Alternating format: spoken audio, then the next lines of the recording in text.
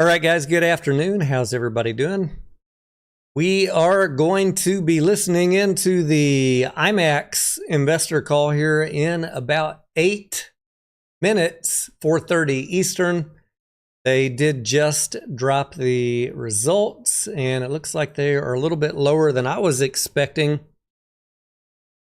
I was looking on stockanalysis.com. They had a consensus estimate of 106 million revenue. And I'm looking here on their Q4 revenue. And it said 92.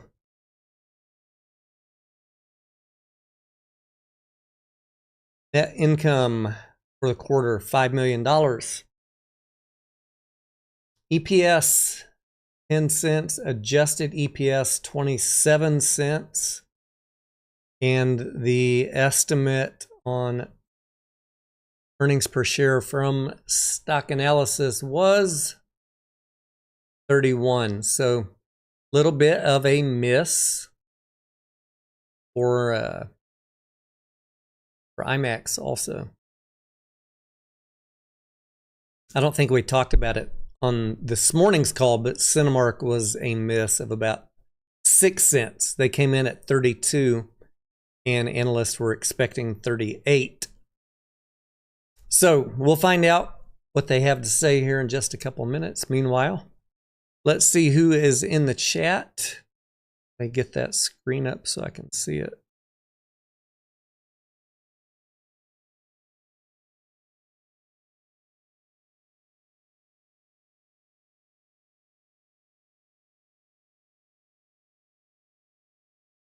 So many tabs open here. Let me close some of these.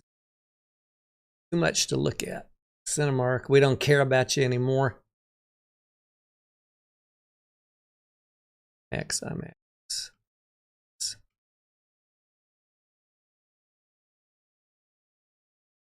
Cinemark, we don't want that one.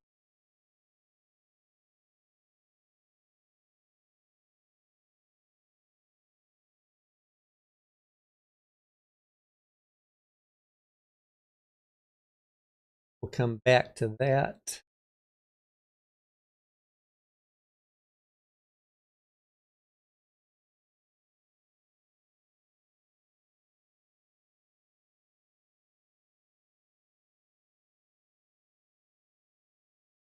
All right. Dink, what's up? WSB, he says, isn't this year all about business in China for IMAX? That is what I've been hearing on the news. Whatever that, what is that, an anime movie, would you call it, that's going on in China right now, making all the big bucks, $1 billion plus. Good news for IMAX. AMC doesn't have any theaters in China, so does not affect AMC, unfortunately.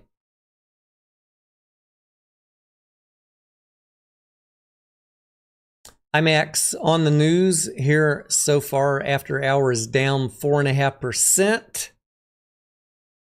$26. Let's see how the other theater stocks are doing.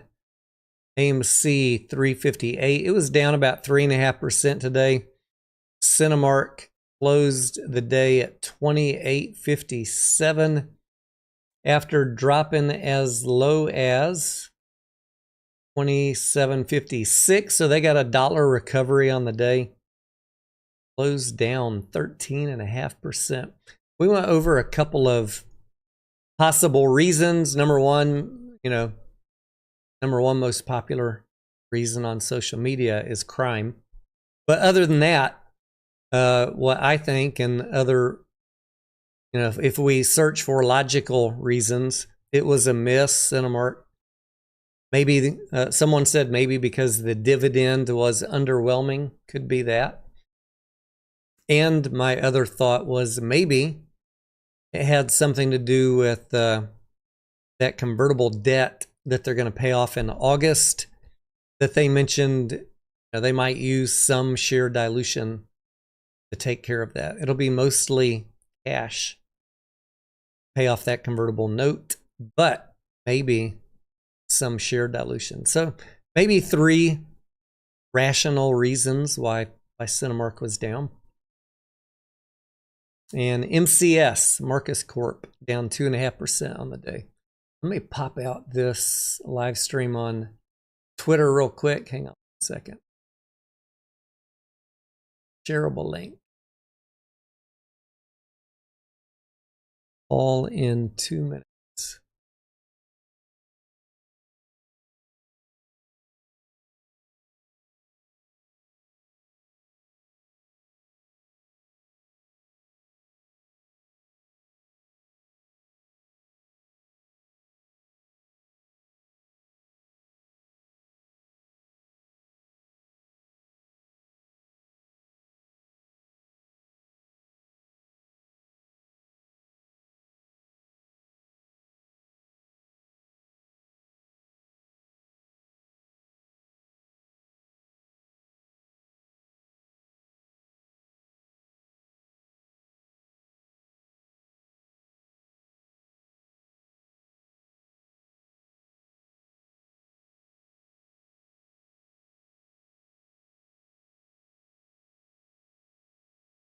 Let's see if we probably still have music.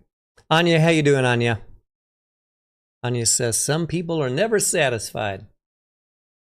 Yeah, Anya, we run into that a lot, don't we? Still music. If you didn't catch it earlier today, midday, I dropped a video with an update, a detailed update. Well, more detailed than we've talked about on the AMC lawsuit. Someone just commented on Twitter. They said, I think that lawsuit is because they want people to be, someone is suing AMC because they want you to be scared about bankruptcy. I don't know. That seems kind of far-fetched. I think you should be aware that there is bankruptcy risk if it doesn't go AMC's way, but they're suing because they lost all their collateral. And we will just have to wait and see how that turns out. Hopefully, sane minds prevail and these guys work out some agreement or settlement.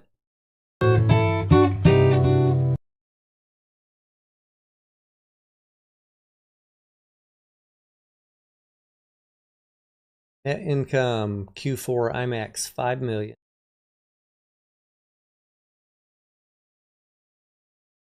EPS, 27 cents. Full year net income,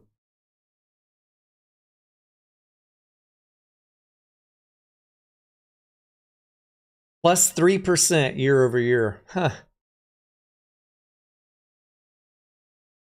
I guess AMC was not the only one that had a flat year, huh? 146 installs.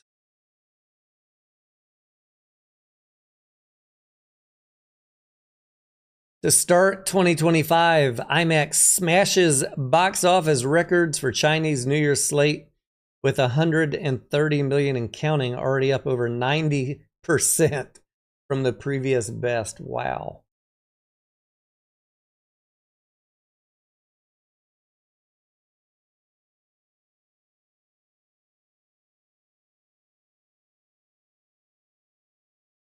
So you're telling me that their Q1 revenue already in February already beat all of Q4's revenue.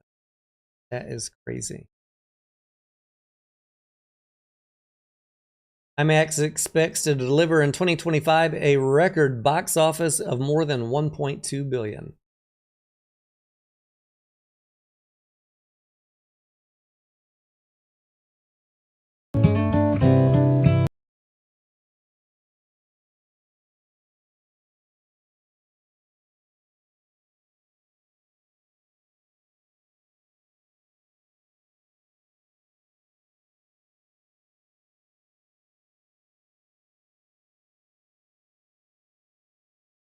I'm going to edit my set of 10 cents. I'll call it 27.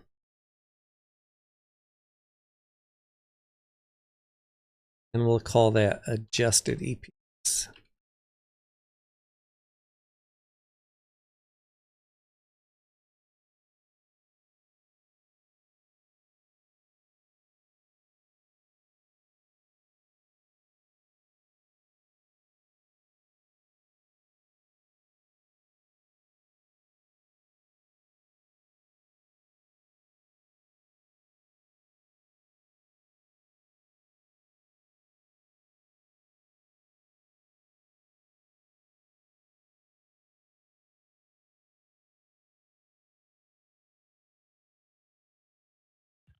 Please be advised that All right, today's here we go. conference is being recorded. Now it's my pleasure to turn the call over to the Head of Investor Relations, Jennifer Horsley. Please go ahead.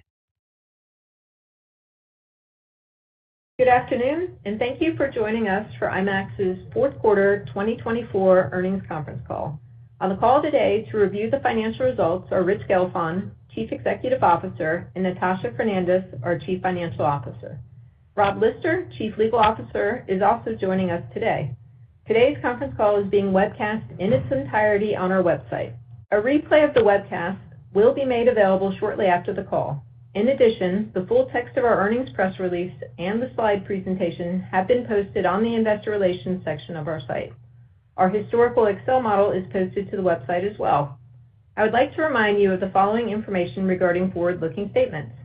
Today's call, as well as the accompanying slide deck, may include statements that are forward-looking and that pertain to future results or outcomes. These forward-looking statements are subject to risks and uncertainties that could cause our actual future results to not occur or occurrences to differ. Please refer to our SEC filings for a more detailed discussion of some of the factors that could affect our future results and outcomes. Any forward-looking statements that we make on this call are based on assumptions as of today, and we undertake no obligation to update these statements as a result of new information, future events, or otherwise. During today's call, references may be made to certain non-GAAP financial measures. Discussion of management's use of these measures and the definition of these measures, as well as a reconciliation to non-GAAP financial measures, are contained in this afternoon's press release and earnings materials, which are available on the Investor Relations page of our website at imax.com. With that, let me turn the call over to Mr. Richard Gelfond. Rich? Thanks, Jennifer. Thank you, everyone, for joining us. And a special word of thanks, appreciation, and support to our many employees, partners, and friends across Los Angeles who've shown such strength and determination in overcoming last month's devastating wildfires. As we enter 2025, IMAX has great momentum, and there's no better indicator than our record-breaking Chinese New Year slate, which is on a history-making run. The company advanced several key strategic priorities in 2024. We strengthened our filmmaker and studio relationships, building the biggest film for IMAX slate ever and securing prime placement in studio marketing. We expanded our global network, driving strong system signings and installs and growing our partnerships with Wanda and AMC. And we further diversified our content portfolio, programming a record number of local language films, relaunching IMAX documentaries, and completing a watershed deal with Netflix for Greta Gerwig's Narnia. And by the way, we've already delivered 14 local language films in 2025 year to date, and our biggest IMAX exclusive music opening ever with Becoming Led Zeppelin. The market is recognizing our progress and our leadership in delivering awe-inspiring experiences worldwide. And yet, the bigger opportunity is still right in front of us, given the remarkable slate over the next several years and potential for global network growth.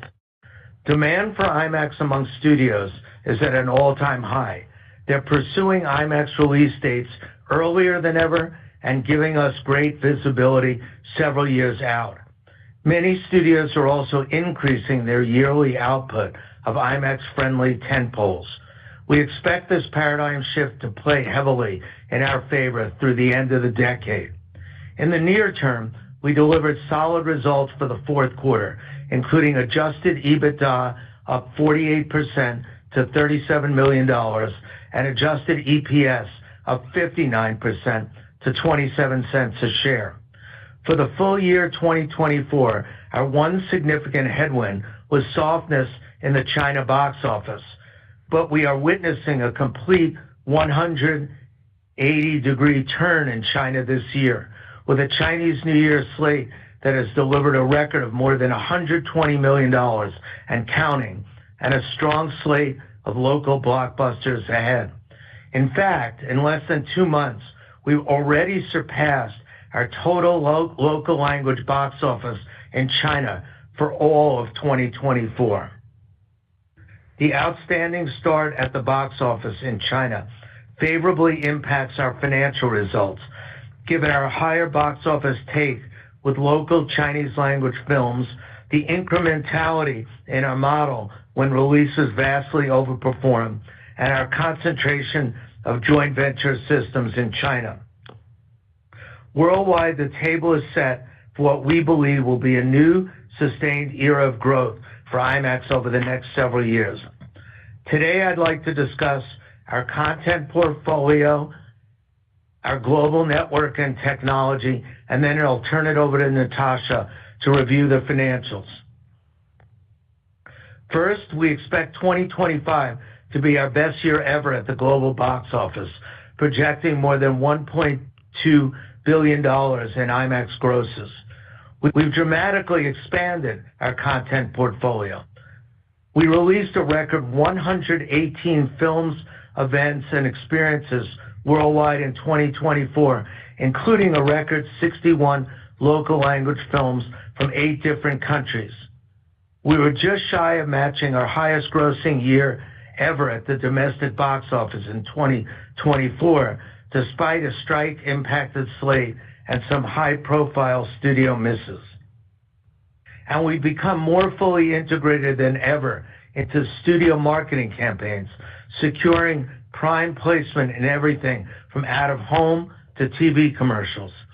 In fact, you could argue that IMAX had more spots in last week's record-setting Super Bowl than any company in the world. We're also wielding our increased bargaining power to optimize our programming, as we did during the Thanksgiving holiday in playing Gladiator II, Wicked, and Moana 2. And we pushed hard to secure an IMAX exclusive re-release of Interstellar, our highest grossing re-release of all time, with more than $28 million in box office to date. We've held our recent global market share gains up from around 2.5% pre-pandemic to 3.1% globally on just over 1,700 screens worldwide, and from 3% to 4.5% domestically on 400 screens. We've also been creative in expanding our roster of content partners. We agreed with Netflix to exclusively play Barbie director Greta Gerwig's Narnia in IMAX, eventicizing this new franchise and securing a 4-week window for a film that otherwise would have gone straight to streaming. Even Netflix, which has only sparingly released films theatrically, recognized the power of the IMAX network to create events around blockbuster entertainment. This is a first-of-its-kind partnership, and it speaks to our surging leverage in the marketplace that we're able to get this done, and to our unique standing as a global platform for events. We negotiated directly with Apple for an IMAX release of F1 before the tech giant had even secured a studio partner. We relaunched our doc strategy with The Blue Angels, one of the highest grossing documentaries of the year, and thanks to an innovative distribution deal with Amazon, one of our best performing original films on Prime Video. And we continue to deliver distinctive events, from Queen Rock Montreal to the Paris Olympics opening ceremony to the League of Legends Championship in China, which delivered 90% occupancy on 161 IMAX screens at premium ticket prices. Looking ahead, there are 3 reasons why we're so bullish on the 25 box office. Our biggest and most promising film slate of film for IMAX ever. Second, the strength and continuity of the overall slate. And three, what we see as a very likely rebound for moviegoing in China. Our first Hollywood film for IMAX title of the year, Captain America: Brave New World, delivered an $18 million opening worldwide for the company, including 10% of the domestic box office. Almost every IMAX release scheduled from May through September is filmed with IMAX cameras. That includes Mission Impossible: The Final Reckoning, Marvel's Thunderbolts and Fantastic Four, F1, and Superman. This year concludes with Avatar 3, the follow-up to our two biggest grossing films of all time, with each of which earned more than $250 million apiece in IMAX. 2026 kicks off with the Avatar carryover and features Christopher Nolan's The Odyssey, as well as Avengers, Star Wars, Super Mario Bros., Toy Story, and the next film from Dune's Denis Villeneuve. And 2027 already boasts another Avengers and Star Wars, as well as Batman 2 and Frozen 3. With the current Chinese New Year slate, we set records across every key metrics, including our best ever box office market share and attendance. We're on our way to doubling our previous box office record for Chinese New Year titles, with more than $120 million in so far versus $66 million in 2023, our previous record. And the phenomenon, Ne Zha 2, has earned more than $105 million to date and is our highest grossing local language film of all time and our biggest release ever in China, local language or Hollywood. A recent NRG study found that 78% of Chinese prefer to watch movies in the theater, higher than in the United States, the UK, France, and Japan. We believe that supply, not demand, specifically the mix and genre of Chinese local language films in 24, helped drive the softness at the Chinese box office last year. The 24 Chinese slate was greenlit immediately post-COVID, when budgets were more conservative and speed to market was a priority. This yielded dramas and comedies that typically commanded lower box office. That tide is turning. There are 7 film for IMAX blockbusters currently in production by Chinese studios, at least 3 of which will be released in 2025. Alibaba, Maoyan, and Wanda all have multiple big-budget blockbusters in production, including this year's highly anticipated action-adventure sequel, A Writer's Odyssey 2. When Chinese moviegoers see Hollywood films more than ever, they're choosing IMAX. Our average indexing on Hollywood titles in China has swelled to 15%, up from 9% 5 years ago. Distinctive films that are differentiated from local language, heavy on spectacle, and light on language or cultural barriers play best. Creature features like Alien Romulus, Godzilla and Kong, and Venom have all performed very well. We did even better with Alien Romulus in China than we did in the United States. This bodes well for a 2025 slate that includes How to Train Your Dragon, Jurassic World, and Avatar 3. We are optimistic about the year ahead in China. Underlying demand for moviegoing is there. Local film production budgets are growing, and the government is as supportive of the industry as it's ever been. Turning to our network and technology, we continue to expand and diversify our global footprint, which now spans 90 countries and territories. We renewed our partnership with Wanda as it transitioned to new ownership, securing and upgrading a significant portion of our best-performing locations in China. AMC announced a significant expansion of IMAX with Laser, potentially into more than 2/3 of its IMAX locations. And we entered agreements with 5 new exhibition partners across North America. Looking ahead, we're focused on markets where we generate high PSAs but will remain underpenetrated, including Southeast Asia and the Middle East, Australia, and select markets across Europe and South America. In all those places, we see a lot of opportunity.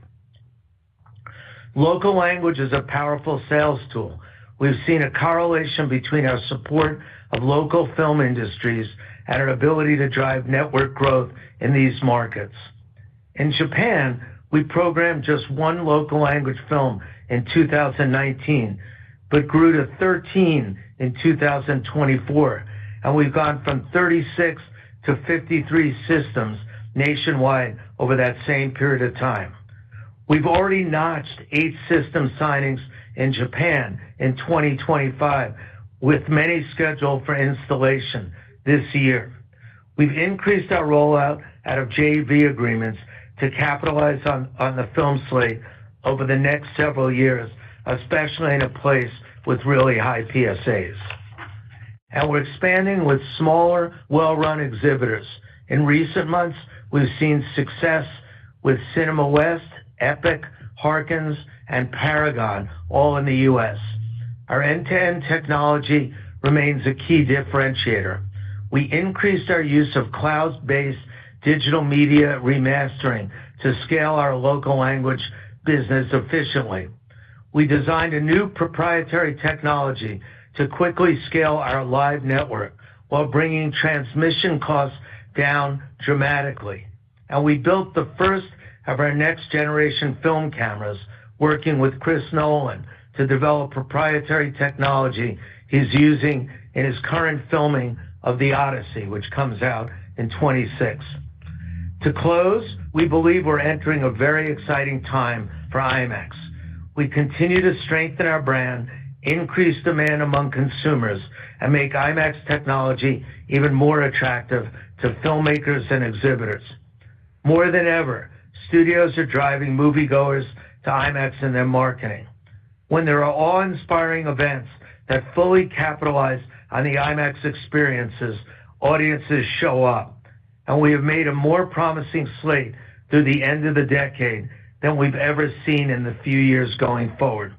We look forward to seizing this opportunity to deliver results for our shareholders. Thank you, and with that, I'll turn it over to Natasha. Thanks, Rich, and good afternoon, everyone. 2024 was a year of real progress financially and operationally at IMAX. We have strengthened our position by expanding our content portfolio and global network, while at the same time driving efficiencies in our cost base and improvements in cash conversion. All of this sets the table for success in 2025 and beyond.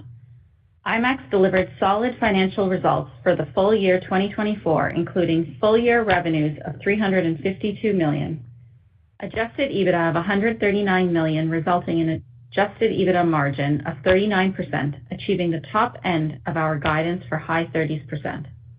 Operating cash flows of $71 million, a 21% improvement year over year. System installations of 146 systems at the high end of our guidance range, of which 57% were under joint revenue sharing arrangements that can provide us operating leverage as box office grows, and we do this from a position of financial strength and demand in the marketplace. We had signings for 130 systems, including 57 new locations, with approximately 60% of new coming in rest-of-world growth markets. We achieved these results while dealing with headwinds from an uneven strike-impacted slate, softer box office in China, and weak foreign currency as the U.S. dollar strengthened. In the fourth quarter, we saw solid growth year over year. We delivered revenues of $93 million, up 8% from the prior year. Content Solutions revenues of $26 million grew 34% year over year, highlighted by a record Thanksgiving weekend box office and strong results from the re-release of Interstellar. Compared to our Q4 expectation, IMAX box office fell short mostly due to the underperformance in China, which has now significantly turned around and a softer-than-expected Christmas holiday period. Technology products and services Q4 revenues of $64 million was up 2% year-over-year, as growth in box office and maintenance revenue was offset by a lower mix of sales arrangement system installations. Moving to profit, Q4 gross margin of 52% reflects a nominal increase over Q4 2023. We continue to see positive results across expense areas. SG&A excluding stock-based compensation was $27 million, a $2 million improvement year-over-year, driven by benefits from our ongoing expense management and reduction initiatives, along with lower compensation payouts. R&D was also lower year-over-year. In 2024, our team focused on the development and creation of new film cameras and other technologies for which costs have been capitalized. In addition, we continue to take proactive steps to enhance operational efficiency, reduce costs, and optimize IMAX's organizational structure, including eliminating redundant roles and centralizing select functions. Over the fourth quarter, total consolidated adjusted EBITDA of $37 million increased $12 million year-over-year. Lastly, adjusted EPS for Q4 was 27 cents, an increase of 10 cents or 59% growth over the prior year. This result includes a Q4 tax rate of 18%. As a reminder, we took a number of actions in 2024 to improve our corporate structure and align operations geographically, including an internal asset sale, which we believe will result in a more effective tax rate in the future. Turning to full-year cash flow and balance sheet, operating cash flow improved in 2024 to $71 million, up 21% from $59 million in 2023. Our improvements in working capital, particularly receivable collections, led to a stronger adjusted EBITDA conversion rate, which is a priority of the team. We will continue to improve this further as IMAX box office grows and we maintain our focus on working capital. Our capital position remains very strong with cash of $101 million, up from $76 million at the end of 2023. Debt, excluding deferred financing costs, was $269 million as of year-end 2024, which compared to $257 million at the end of 2023. As a reminder, $230 million of our debt comes from our convertible senior notes due in April 2026 that bear an interest rate of 0.5% per annum with a capped call leading to a $37 per share conversion price. Our current available liquidity is over $418 million, which includes $317 million in available borrowing capacity under the company's various revolving facilities. In 2024, we used our available capital to invest in the business, having spent $41 million on CapEx, with almost 60% of that, or $24 million, in growth CapEx, an increase of $6 million year-over-year. In 2024, we also deployed capital to deliver direct shareholder returns with $18 million in IMAX share repurchases, including IMAX China. IMAX Corp repurchases had an average price of $13.99 and were weighted toward the first quarter of 2024 when we drew on our revolver for repurchases at a time when our share price was significantly pressured following the Hollywood strikes. Looking ahead, our full-year guidance for 2025 is based on our confidence of the positive trajectory for IMAX. With the portfolio of titles scheduled to release in 2025, we aim to achieve a record level of IMAX box office over $1.2 billion, led by several geographic factors. Starting first with domestic, box office attendance and IMAX fandom have been on the rise, even in a strike-impacted year that was weighted toward family animation titles. We nearly matched our domestic record box office from 2023.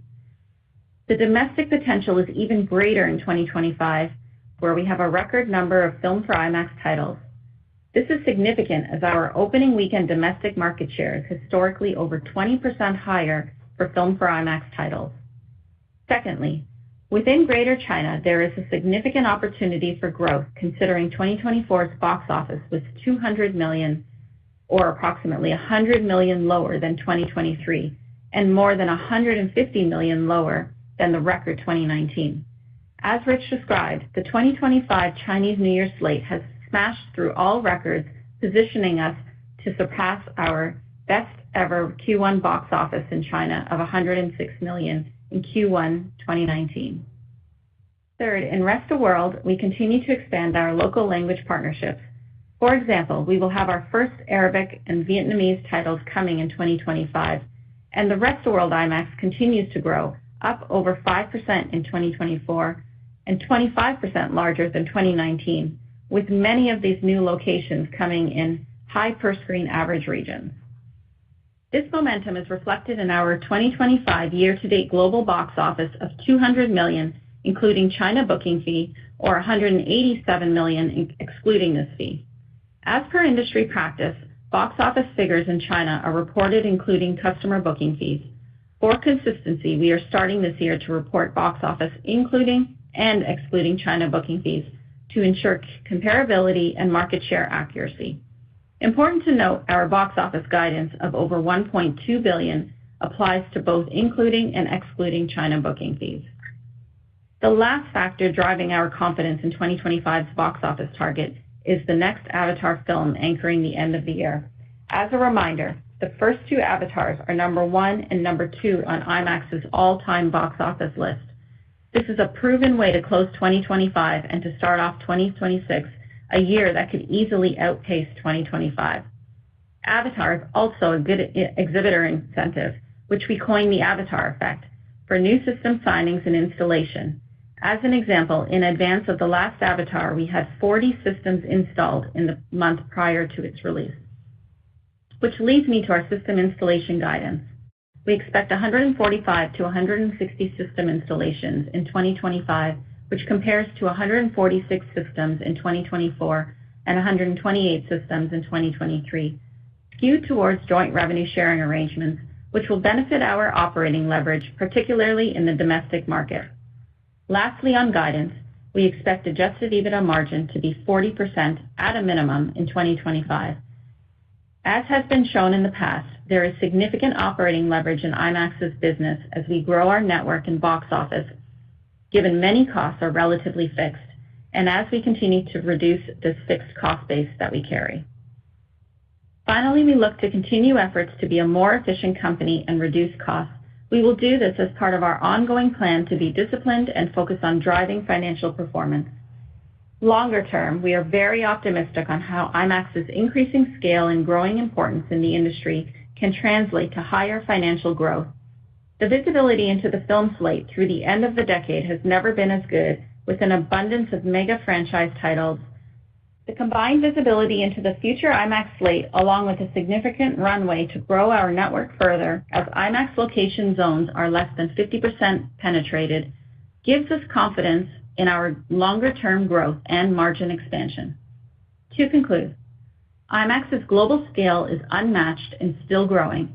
Our value as a launch platform for awe-inspiring experiences is proven. We continue to innovate and develop new technologies and products such as our latest film cameras and other technologies. Our relationships with studios and filmmakers as well as exhibitors have never been stronger.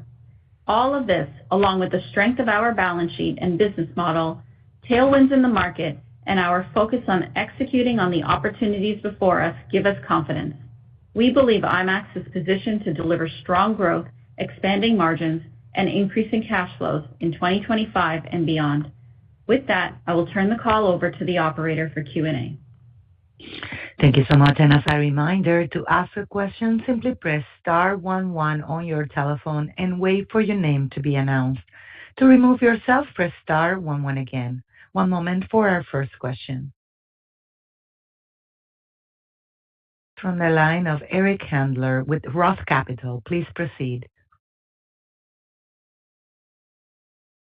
Eric, your line is open. Sorry, helps to take mute off. Thanks for the question. Wondered, Rich, if you could give a little insight into, with your screen count growth this year, how do you think that plays out in terms of North America versus China versus the rest of the world in terms of installations? Eric, I don't have the chart in front of me of, where our count is growing. But remember, we guided to, 145 to 160 installs. So, I just don't know the territories, but that's not going to make a material impact on box office in any one region. I think what you could do is, basically look at where our historical over the last few years installs have been and extrapolate out. But I don't think it's going to really change the mix dramatically. Okay, and maybe just put it another way, like, you talked about focus on the, highest revenue generating markets. At this point, as you look at where a lot of your discussions are going, which of those markets do you see as being the most opportunistic right now? Yeah, I think Japan is extremely strong, and we've had, around 8 signings already this year, and we have a number of other discussions going on, which is very positive for us. Also, there's a lot of activity going on in Western Europe.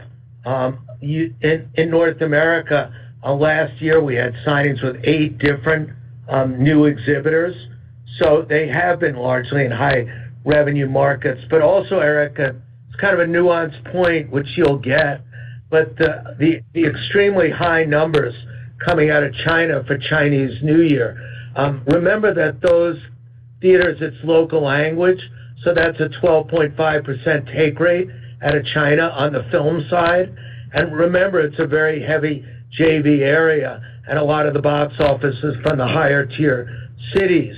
So our total take from JVs is actually higher in China than it is from JVs in other parts of the world. So I think, you'll see that number, but both the film side and the JV side pop a fair amount, certainly in the first quarter. That's helpful. And then one last quick one for Natasha.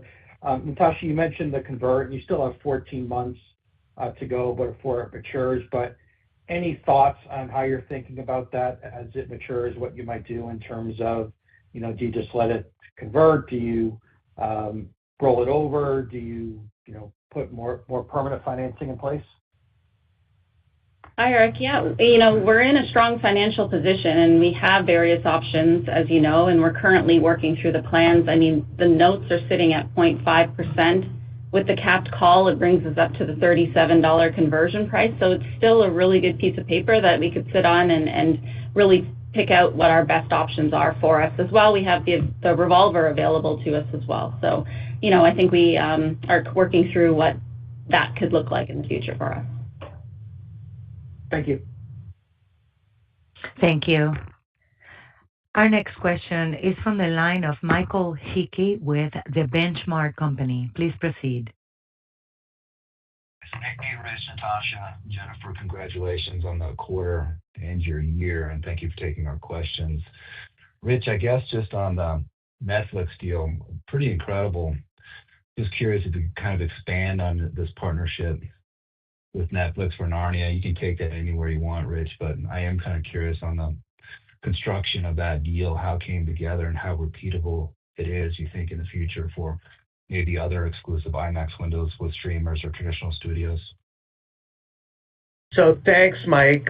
That deal took a pretty long time to put together because IMAX was uniquely positioned to do that deal because, again, given our relationship and our knowledge of studios, talent, exhibitors, obviously there's a lot of different constituencies with different agendas that go in there.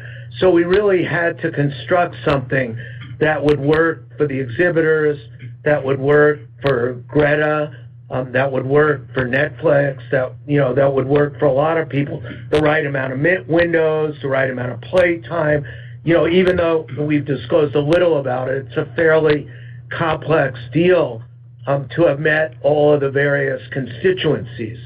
So in terms of, is it a template? I don't think, every deal, every Netflix movie is going to be appropriate for an IMAX kind of global eventizing. I think it's only going to be, certain kinds of movies. And I think in certain ways this was a really great movie because I think there are like 8 movies planned, something like that. And I think what IMAX does best is really launch franchises and launch events, and whether that's the League of Legends or whether that's the Olympics or whether it's Superman coming up this year or Mission Impossible. This is the kind of movie that's very conducive to an IMAX release. And it's, as you know, it's exclusive in IMAX and it's global. So I think the IMAX theaters that play it will do very well, and I think it'll create event status around Netflix and its content that our exhibitors otherwise wouldn't have had. I've talked to Netflix about this. I mean, and I think in general they're as excited as we are to do it. But we're not in a rush to do another one tomorrow. I mean, I think the factors have to come into place that work for everyone. On the other hand, I think if this works, it's going to be extremely tempting for the talent. It's going to be tempting for IMAX, and it's certainly going to be tempting for Netflix. But I think the other thing I want to add, it's not as unique as you think in a different form. So we're doing the Formula One movie this year with Apple and Warner Brothers, and the director and producer Joe Kosinski and Jerry Bruckheimer really wanted to lean in to IMAX early on and approached us, maybe a year ago. And that was the same principle. How do I create an event around the movie? And with Amazon this year, we did our Blue Angels doc, and that was how to create an event around our movie. And I think given our track record in launching these kind of events, there will be more projects like this. I think it'll be successful at the end of the day, and I think it's a good template for not just Netflix, but doing business with others. Nice. Thank you, Rich. The second question from us on the Chinese New Year. I think we knew it was going to be pretty strong. I think it blew away probably everyone's expectations, probably including yours. Just sort of curious how much you think this was slate driven, which is pretty obvious, and maybe less obvious, how much do you think of sort of this being a market recovery, which I think is also somewhat important when you think about the durability of the growth from the China region. And then a follow-up on that, Rich, sorry to hammer you with all these, and I'll stop. Obviously, the Chinese New Year has been remarkably strong. You end with Avatar. Do you feel like you have enough sort of consistent drumbeat of content in between those two catalysts to sort of give you confidence for the remainder of the year? Thank you, guys. So to start at the beginning, I mean, last year, as you can see in our financial results, the Chinese market was somewhat disappointing. And that was more a coming out of COVID content, what was in the pipeline, which was thin coming out of COVID. And even the movies that they were the wrong kinds of movies to do well in IMAX. And, despite that, we pivoted pretty nicely and did things like re-releasing Harry Potter movies and doing League of Legends. So, we managed to do the best we could under those circumstances. So a little of it, I think, was kind of pent-up demand.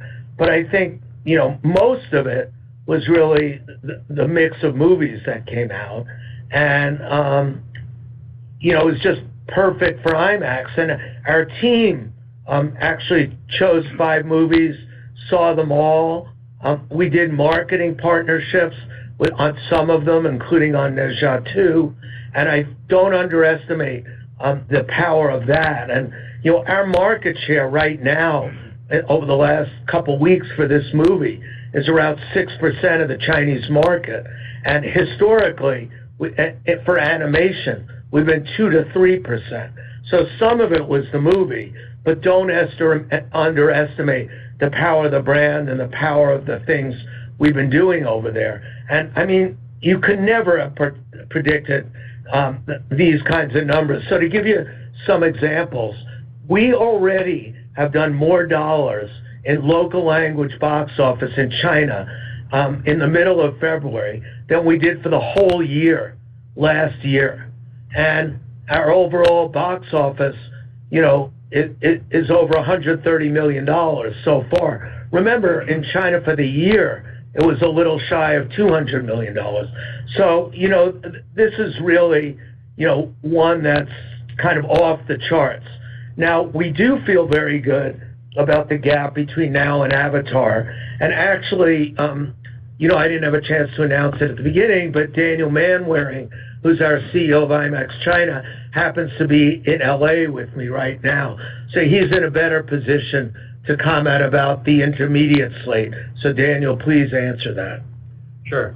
I think the biggest difference looking forward is, first off, I want to say I think this film, No Jaw 2, has really long legs. So, we're going to be programming this for a while. Looking ahead, though, the level of transparency in the Chinese local language slate is very different this year than it was last year. And to Rich's point, I think exhibitors, producers, studios have a lot more confidence in this year, and therefore we're seeing bigger budget films. So this year we're going to be releasing the most number of Film for IMAX Chinese titles in the company's history. These are big budget movies with the country's top filmmakers and really the best of the best. Looking even further into the Hollywood slate, I think there's also a much better looking slate compared to 2024, with films like Zootopia 2, obviously Avatar 3, Mission Impossible, and Formula One. So I think good films are still going to really continue to work well in China, even beyond the Chinese New Year. And this slate feels much more transparent and a lot healthier than it did last year. Nice. Thank you, guys. Thank you. One moment for our next question, please. It's from Steven Frankel with Rosenblatt Securities. Please proceed. Congratulations, Rich. This China performance, which is a turnaround, but it also sounds like you're seeing things that maybe give you longer-term confidence in increased market share there, given the way the production values are increasing. Do you think that leads to the potential for more screens than you initially thought, or are we really talking about driving up PSAs because you had a period of PSA compression in China? So that's a good question and something we've been talking about. So you've heard us before talk about the Avatar effect or the Oppenheimer effect, which is when there's a really big film and it really drives up box office. There are ancillary benefits. You sign more theaters, you install more theaters, other studios copy the distribution pattern, studios up their marketing budgets. And we've been debating internally, what the extent of the Ne Zha effect will be. And I think from my point of view, there's just no question there will be some kind of effect. I mean, at the most basic level, remember the Chinese exhibitors are coming out of a fairly stressful period of time financially, and the movie overall is over $1.6 billion. So they're flush with cash that they weren't. So obviously they can make strategic decisions, and I think some of them will be investing in IMAX in different ways. And, again, I think the market share gains, which I just spoke about, are another factor. So my sense is that it'll have an impact on our overall business there. I know your follow-up question will be how much. The answer is, we don't know. It's way too soon. But I think that combined with what Daniel talked about, which is a really good slate going forward, plus the pent-up demand, I feel fairly confident. On the signing side, that's a more complicated one. Because as you may remember, we made the strategic decision, not to do that many joint ventures outside of Tier 1 and Tier 2 cities. So I'm quite sure it will drive up the demand, but I'm not sure it's going to change our sort of underwriting standards. So we'll have to see what that impact is going forward. Thanks. And then to switch gears, the last couple of years, we talked a lot about live events because the Hollywood slate was lacking. Now it looks like you're entering in a multi-year run kind of where your cup runneth over with big tentpoles. What does that imply for that live event strategy? How do you work and do both? Well, at a couple of levels, I think it's, our live event strategy fits in perfectly. First of all, it brings new audiences to IMAX. So for the League of Legends, where we had 90% plus capacity in 161 theaters in China, 80% of the people had never been in an IMAX theater. And I think that's not a coincidence about our market share gains there, going forward. And this year we did Led Zeppelin, which did $3 million domestically in its opening weekend, which made it number 7 of any film, in the country. I can make a bad joke, which I shouldn't, but I will. But those results probably qualify us in this environment to put it in for an Academy Award in terms of commercial success. And what I mean by that is $3 million is a pretty decent opening, for an event kind of movie like that. And and also our clients, the exhibitors, our partners, they really like it because it brings new people into the theater. And remember from earlier calls, we're very focused on capacity utilization. And, while these films sell out on weekends, on Tuesday nights, when we run a lot of these things, or Wednesdays, they're not filled. So that's all incremental revenue for us and for the exhibitors. So yes, we have to be a little bit more careful and make sure how to program them. But for last year, I'm trying to remember, and Natasha could correct me, but I think we did something like 55 events that were not movies over the course of the year. Am I right at that? Or it's some big number. I don't remember, but we will have the ability to still program those. Great, thank you. Yeah. Our next question comes from the line of David with Seaport Research Partners. Please proceed. Thank you. I was wondering if your 40% plus adjusted EBITDA margin guide would come more from gross margin or from SG&A, and similarly trying to dig down on the moving pieces there. How much would be coming from your business operating leverage with the box office growth versus from cost-cutting efforts? Hi, David. There would be a mix in it. We are going to continue to work on our operational efficiencies, and we've done a really good job between starting in 23, again in 24, making a lot of effort with changing our corporate structure and doing the internal asset sale, to also looking at roles and really optimizing our employee base to remove redundancies, to think through how can we become more efficient, along with even looking at just normal operating costs. And I think there's just the opportunity to continue to do that as we rightfully should. But then there's also the operating leverage that will definitely come from our top line revenue growth. I mean, with $1.2 billion plus of box office in our guide, that automatically creates the operating leverage in our model. And I know, David, like, you haven't been around for a long time, but a few years ago, that operating leverage kicked in high gear, and you can see it nicely. Like, I think, when you think back to Oppenheimer, a 47% plus EBITDA margin quarter, there is lots of opportunities when you start to think through how can these revenue dollars fall right to the bottom line, especially as we continue to even think through operating our cost model from a margin perspective, and looking through efficiencies in the way we work, especially as we remaster films and work through even marketing and other components as you think about digital versus print and other opportunities. Thanks. And if you could explain if you have any screen relationships in your network that are expiring this year that could be up for renewal, and could there be any opportunities to reprice anything there, or should we just really expect stable kind of rev share metrics from here? Yeah, I don't know the number exactly what it is. Do you, Natasha?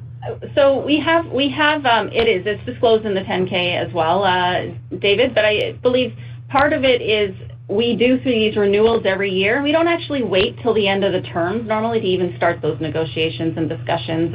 We always think that we always work towards the last couple years in the term and work with exhibitors to figure out how do we get the newest technology in there, mostly because newer technology will then bring more consumers again and create a refresh of the box as well, and therefore increase the PSA of that location too. So we are in a constant renewal and upgrade cycle along with expanding our footprint each year, which is why our install guidance is a mix between new and upgrades. And David, I would add to that remember, these installs are in existing boxes. So if it's a strongly performing box, if that client doesn't want to renew, we just go to the theater across the street or down the block because we know what the box office is. So it's just an IRR calculation. And if it's a terrible performing theater, then it's not the end of the world if they don't renew. But historically, as you know, our renewal rates are very, very high. Understood. Thank you very much. Thank you. Our next question is from Omar Mejias of Wells Fargo. Please proceed. Good afternoon, and thank you for the question. Rich, the demand for IMAX is clearly at all-time highs, which not only shifts the negotiating leverage you guys have with studios, but it's also very evident on the long-term visibility for the business. Can you maybe talk about how this strengthens your hand when talking with studios, and more importantly, how could this drive better economics? So, Omar, the splits have been pretty consistent between the studios and IMAX, over the last decades. And, we're in this to play a long-term game. So where we focus our resources, not in saying, well, we have leverage, how can we, squeeze somebody, or how could they squeeze us?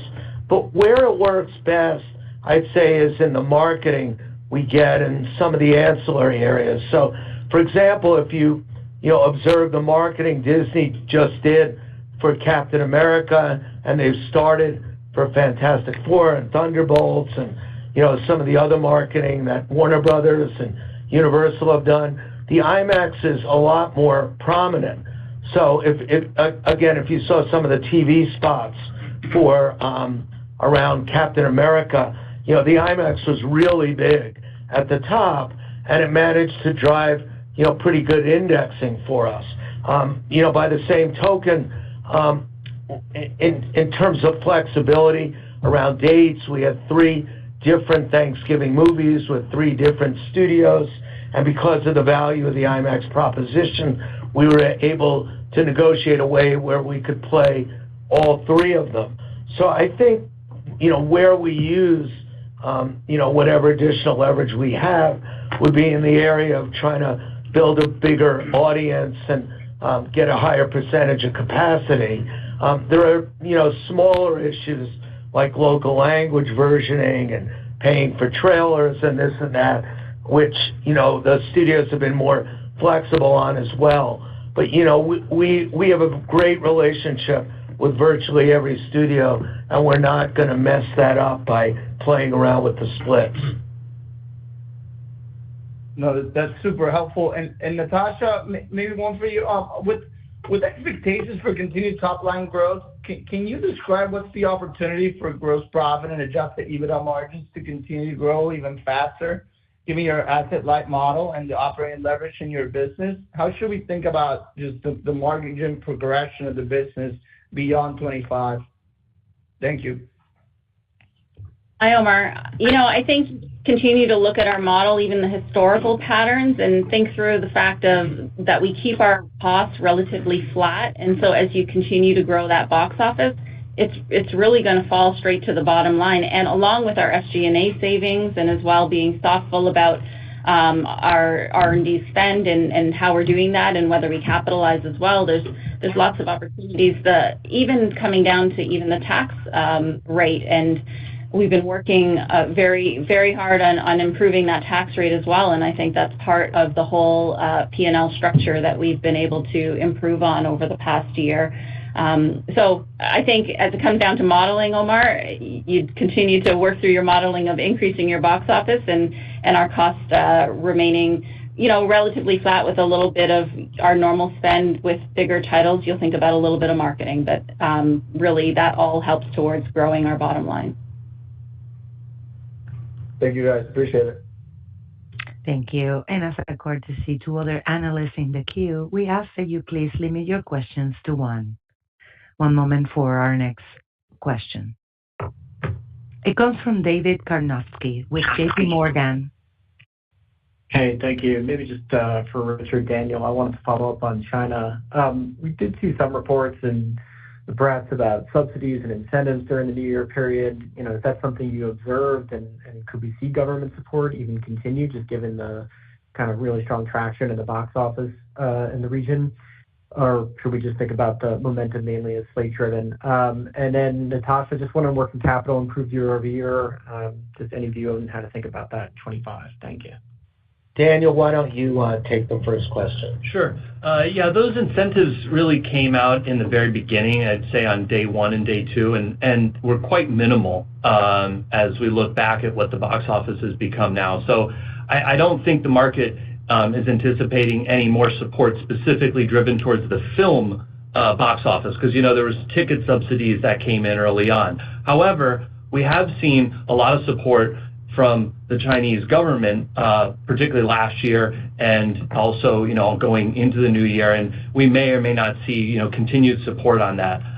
But with regard specific to your question of ticket subsidies, I don't think it had a very large effect on the total box office right now, only in the sense as the market itself has really been driving as word of mouth. But we do expect some support later on.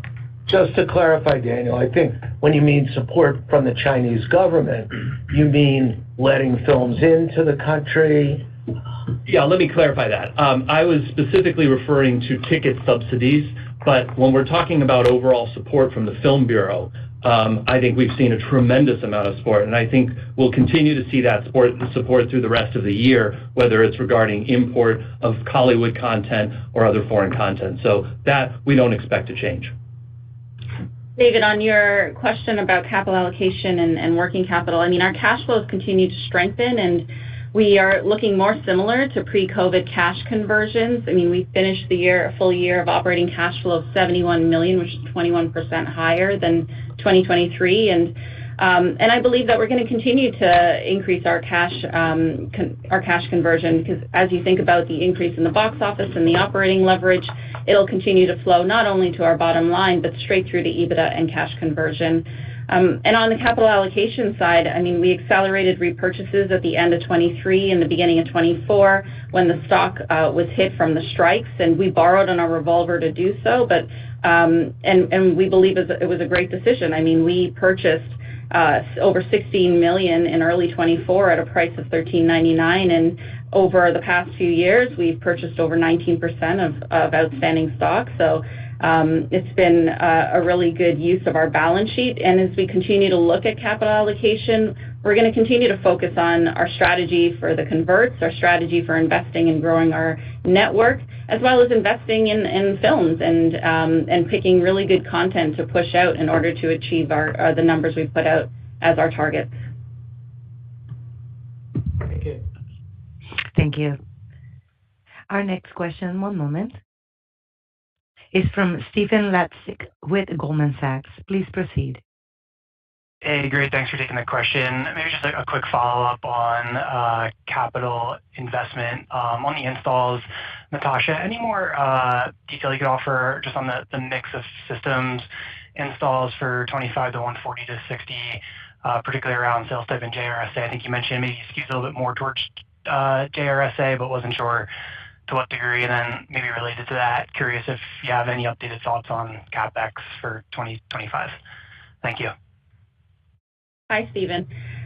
So we have really good track record from our installation guidance, and we have really good visibility into the future. And so even from where we sit right now, the 145 to the 160, we feel really strong that's a good range for us. But the split is, I think we put it in our materials. Our split is about 60% JVs, 40% sales. And so that's where we expect to put our capital as well. As you think about capital allocation and investment, if you think about 60% JVs on, the midpoint between that 145 to 160, that's where you'll get your capital number from. Somewhere up towards 35 to 40 million is probably where that works out to be on your JV capex, and that's pretty much most of our capex that we would spend in a year. And it's a good use of our funds this year, especially when you think about the slate that's coming up and our ability to capitalize on the returns that we could get from growing a footprint that gives us a higher return off of incremental box office. And so that's where we see a really good opportunity for us. Got it. Maybe just to clarify, was that 35 to 40 JV specific or all in capex, including maintenance? JV specific. Our maintenance has been really relatively stable, Stephen, over the past several years. Got it. Thank you. Thank you so much. And this concludes our Q&A session for today. I will turn it back to Rich Gelfond for his final comments. Thank you, operator, and thank you, everyone, for joining us. We didn't say it this directly, but I think there was, this call comes at a very ironic time, because when we look back at 2024, we actually, killed it in a lot of ways. Strategically, obviously, the domestic box office was close to the best box office we've ever had in our history, even though 24 was somewhat affected by the strike. The rest of the world box office was strong. We're at the high end of guidance in terms of installs. We had a very strong year for signings. The one blemish for the year was the China box office underperformed. And, we obviously were aware of that and put in place a lot of different things. We cut costs over there. And, there's no better way to prove something out than to deliver the numbers. And clearly, I know there were cynics out there. Was it should I believe IMAX that it was like a one-time thing related to content, or was it endemic, and was it a hole in the IMAX story? But sitting here today, obviously the start of this year was incredible at every level in China. Frankly, we have to rethink what our box office is going to be for the year on the upside after those results, and we're in the process of doing that. And I'm saying, there's really no better way to start a year than to address the only concerns that came out of the prior year, and we did that. So I think, and if you go back to the first quarter, it's again 6 weeks into the year, we re-upped some studio deals on advantageous terms. We had the groundbreaking Netflix deal.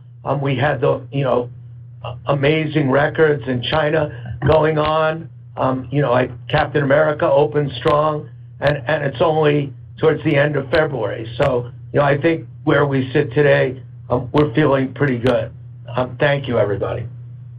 And thank you all for participating in today's conference. You may now disconnect.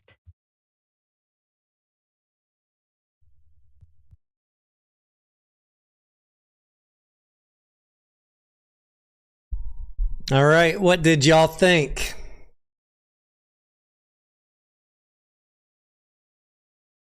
Just like Cinemark, a slight miss on Q4, but very bullish for 2025.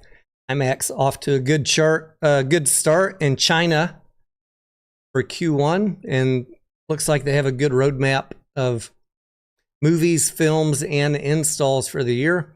I will also be preparing a 5-minute, 10-minute summary of the live stream if you missed all of this or you don't want to listen to a 1-hour call. Those videos will probably be out tomorrow, because I decided to do the lawsuit video today and get that out of the way, since that happened yesterday, the AMC lawsuit. And if you don't know what I'm talking about, that is out on my channel now. Just something to be aware of. So someone just asked me, am I really, really worried about the lawsuit? I think the lawsuit is most likely to be settled. However, if I am wrong, it's going to be pretty devastating. So whatever I think doesn't mean that I'm going to be right. And people should at least be aware of it, because I don't want to hear anybody say 2, 3, 6 months from now, I didn't know about that, and I sure wish someone would have told me. Well, now at least you know, and whatever you do with that info is up to you. So yeah, we'll get the Cinemark and IMAX recap videos out tomorrow. AMC is what day? What day do we have the AMC earnings? 25th. So we'll talk about movies again on the 25th. Thank you guys for hanging in today. Sufyan's got a question here. Hey, hang on one second. What are your thoughts on adjusted EBITDA this quarter on IMAX? Let me pull that up again, Sufyan.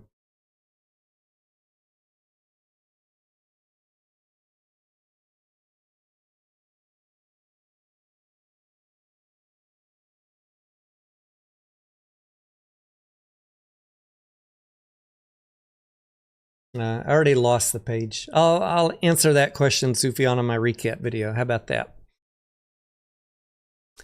All right, ladies and gentlemen, we will see you guys on the next live stream. Hopefully, Mediocre and I will have one coming up here soon. An evening hangout where we can go over all of your questions on whatever tickers you'd like. Have a good evening.